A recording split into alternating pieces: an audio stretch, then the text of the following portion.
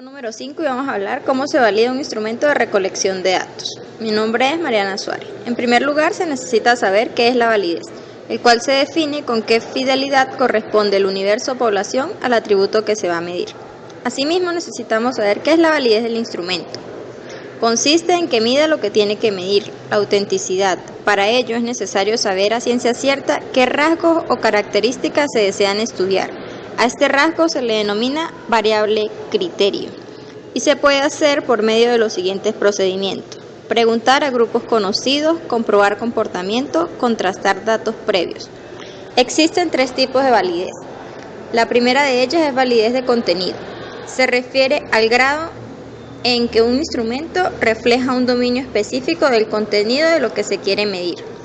Se trata de determinar hasta dónde los ítems de un instrumento son representativos del universo del contenido del rasgo que se quiere medir. El problema de apreciar la validez de contenido está vinculada íntimamente con la planificación del cuestionario y después con la construcción de los ítems ajustado a esos planes y a los contenidos del marco teórico de la investigación. Un instrumento de medición debe tener representados a todos los ítems del dominio del contenido de las variables a medir. Los investigadores deben elaborar una serie de ítems acordes con las variables empleadas y sus respectivas dimensiones. Luego se seleccionan los ítems más adecuados para el proyecto y se elabora el instrumento, el cual será validado por un grupo impar de expertos, de 3 o 5 personas, quienes certifiquen que las preguntas seleccionadas son claras y tienen coherencia con el trabajo. La validez de contenido no se expresa cuantitativamente, es más bien una cuestión de juicio. Se estima de manera subjetiva y se denomina juicio de expertos. Se recurre a ella para conocer la probabilidad de error del instrumento, como también tener estimaciones razonables buenas, las cuales pueden ser modificadas o confirmadas a lo largo del tiempo. Mi nombre es Wendy Solano y yo les voy a hablar acerca de los métodos para el juicio de expertos, el cual es método de agregados individuales. Se le pide a cada experto que dé una estimación directa de los ítems del instrumento. Es un método económico que no necesita que se reúnan los expertos y esto puede parecer una limitación, ya que no pueden intercambiar sus opiniones y puntos de vista. Se procede de la siguiente manera. 1. Se seleccionan al menos tres expertos para juzgar el contenido teórico, la claridad en la redacción y formulación de los ítems. 2. Cada experto debe recibir la información suficiente sobre el propósito de la prueba, conceptualización del universo y tabla de especificaciones de las variables del estudio. 3. Cada experto debe recibir un instrumento de validación que contenga congruencia, ítem dominio, claridad, tendenciosidad y observaciones. 4. Se recogen los instrumentos de validación y se decide: 1. Los ítems que tienen 100% de coincidencia favorable entre los expertos quedan incluidos en el instrumento. 2. Los ítems que tengan 100% de coincidencia desfavorable entre los jueces quedan excluidos del instrumento. 3.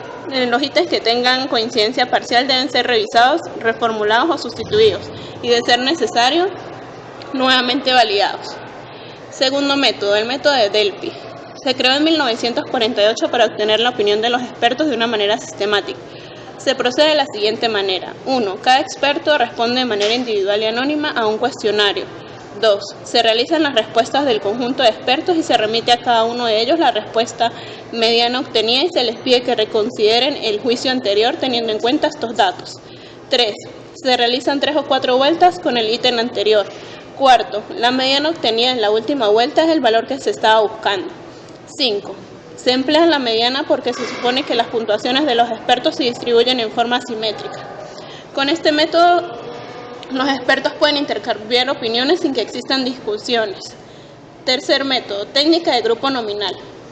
En esta se deben reunir 8 o 10 personas y pedirles que registren de manera individual las puntuaciones y consideraciones respecto a las probabilidades de error para cada una de las preguntas. Cada experto expone a los demás las puntuaciones y principales consideraciones registradas, estableciendo las coincidencias del grupo. Se realiza un debate entre los apartados del ítem anterior.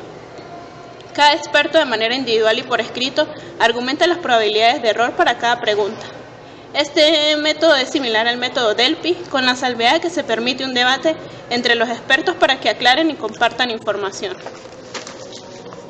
Mi nombre es Ángela Maldonado. Continuando con los métodos de juicio de expertos, está el método de consenso grupal. Se reúnen los expertos en un lugar determinado. Se indica al grupo que su tarea consiste en lograr una estimación de la pertinencia y otros aspectos relacionados con la elaboración de los ítems, que sea satisfactoria para todos los expertos. Con estas instrucciones se maximizan los intercambios de información y opiniones dentro del grupo de expertos. Si el grupo no logra un consenso, se puede intentar un consenso artificial, recogiendo las estimaciones individuales y sintetizándolas estadísticamente. Este método, como el anterior, también precisa que el grupo de expertos sea pequeño, se fomente la libre expresión y se evite las discusiones tensas y sistemas de votación. La segunda validez de constructo. El término validez de constructo se usa para las preguntas acerca si el instrumento se revela algo significativo respecto de las personas. Intenta responder hasta dónde el instrumento mide realmente un rasgo determinado y con cuánta eficiencia lo hace. Para estudiar este tipo de validez se requiere que exista una conceptualización clara del rasgo estudiado, basado en una teoría determinada. Se sugieren los siguientes pasos. Primero, identificar las construcciones que puedan explicar la ejecución del instrumento. Formulación de hipótesis comprobables a partir de la teoría. Recopilación de los datos para probar las hipótesis. Tercera validez predictiva o de criterio externo o empírica. Busca determinar hasta dónde se puede anticipar el desempeño futuro de una persona en una actividad determinada. Se estudia comparando los puntajes de un instrumento con una o más variables externas, denominadas variables de criterio. Se establece una correlación que se denomina índice de validez.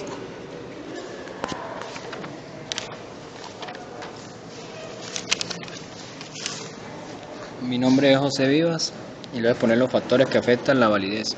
Existen varios factores que tienden a distorsionar los coeficientes de validez y a complicar su interpretación, entre ellos, construcción del instrumento.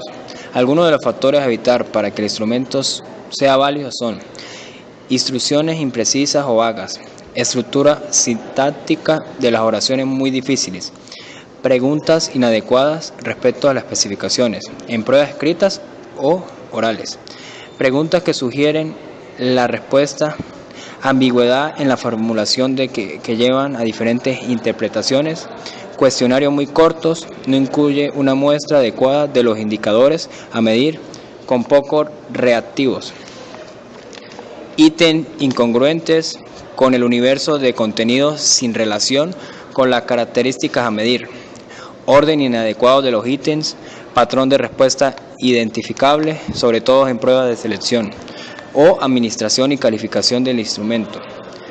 Tienen insuficiente para responder ayuda adicional de otros sujetos. Respuesta del sujeto. Bloqueo de los sujetos al responder debido a situaciones emocionales y a las respuestas al azar. Naturaleza del grupo y del criterio. Debe ser aplicado el instrumento para que el grupo al cual fue diseñado puede ser inapropiado para otros equipos.